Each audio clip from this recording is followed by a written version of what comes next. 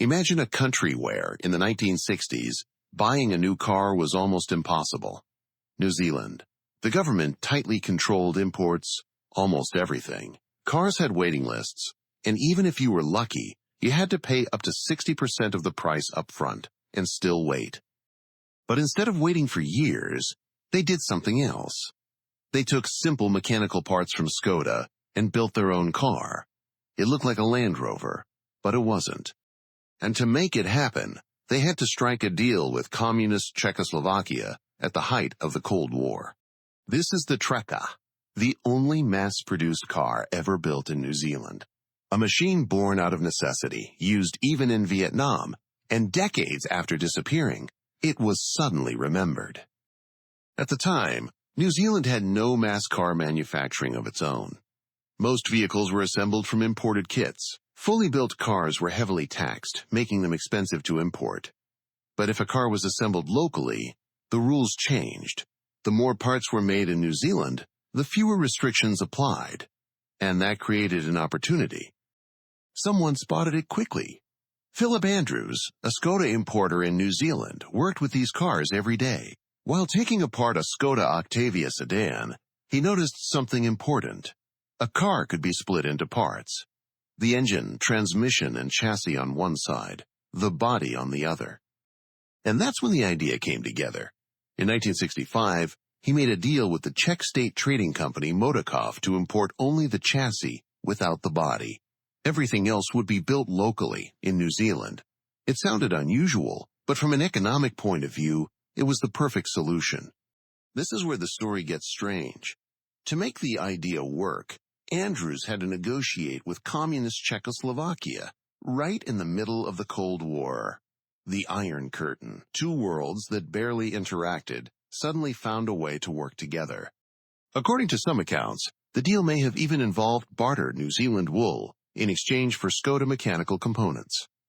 The agreement went through, and the project soon received unexpected support.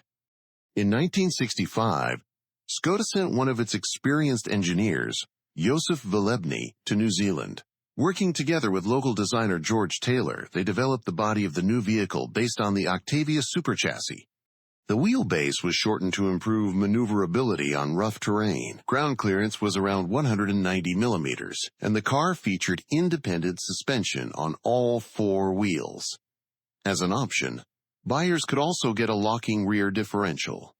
On December 2, 1966, the first Trekka rolled off the production line in Otahuhu, Auckland. Most of the vehicle was built locally in New Zealand, from the body to the glass and interior. Only the technical core, the engine, transmission, and chassis, came from Europe. What did the Trekka look like? Honestly, a bit awkward. Boxy, simple, with no real styling. Some journalists even described it as an undernourished Land Rover, but that was exactly the point. And here's the key detail: despite how it looked, the Trekka was not four-wheel drive. It was a standard rear-wheel drive vehicle. For many people, that came as a surprise. It looked like an off-roader, but it wasn't. Technically, it was as simple as it gets. A 1.2-liter gasoline engine, a 4-speed manual gearbox, and a top speed of around 110 kilometers per hour. Nothing fancy, just basic functionality. And yet, people bought it. In 1966, the Trekka cost £899, significantly less than imported alternatives. More importantly, you could get one right away, without long waiting lists or large upfront payments. In a country where people waited months for other cars, that was a big deal. In its first year, 708 units were sold, and demand grew quickly among farmers, tradespeople, and local services. But over time, a problem became clear. On wet and uneven farm roads, rear-wheel drive wasn't always enough. To address this, engineer Ray Stone, who had previously worked with racing cars, developed a limited-slip rear differential for the Trekka, which improved traction. The car kept evolving over time. And then something happened that no one had planned. In July 1969, at the height of the Vietnam War, the New Zealand government loaded 5 Trekka vehicles onto transport aircraft and sent them to Vietnam. Not to the front lines, but to support a New Zealand surgical team working at a civilian hospital in the city of Queenon. The vehicles were used for transport, and sometimes even as improvised ambulances. Heavy rains and poor road conditions often caused breakdowns. But there was also an unexpected advantage. The Trekka wasn't attractive to black market thieves. They preferred more familiar vehicles like Land Rover and Jeep. That same year, one Trekka was shipped to General Motors in Detroit. Why remains unclear to this day. At the same time, cooperation with Czechoslovakia drew the attention of New Zealand's security services. Officials were interested in contacts with the Czech side and carried out regular checks at the plant. A small utility vehicle built for farmers had suddenly found itself in the middle of Cold War geopolitics. In the early 1970s, everything changed. Trade barriers began to fall, and Japanese cars entered the market.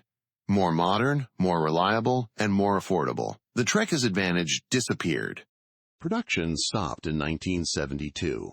Around 500 units were built in total, and very quickly, people forgot about them. Most didn't survive time, rust, and neglect. It seemed like the story had ended. But decades later, the Trekka was suddenly remembered again. It began appearing in exhibitions, museums, and private collections, no longer as a working vehicle, but as a piece of history. Škoda also took notice and brought it back into its own museum collection. A vehicle that was once built out of necessity had become a symbol of an entire era. That's what the Trekka really is. Not just a car, but proof that limitations can sometimes lead to unexpected solutions. A small country with no automotive industry of its own managed to create something unique and leave its mark on history. What do you think about this story? Let me know in the comments, and don't forget to subscribe so you don't miss the next one.